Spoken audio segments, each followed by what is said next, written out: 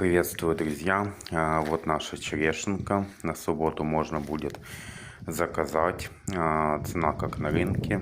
Она еще сегодня такая, не особо спелая, но до субботы поспеет. Вот это наши варианты отпугивания от скворцов, чтобы не получилось так, как в прошлый раз вишней получилось. Посмотрел, вишни есть, еще день. На следующий день собирал сорвать, прихожу, и вишни нету вообще. Вот так вот бывает. Надеюсь, в этот раз такого с черешней и с другим сортом вишни не будет. Ну, вот это наш такой вариант. Самый интересный отпугиватель.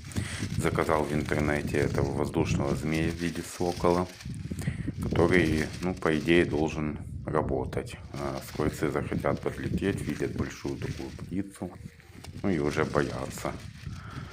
Вот такой вариант. Интересно, как вы справляетесь со скворцами? Что придумываете, чтобы они не ели урожай?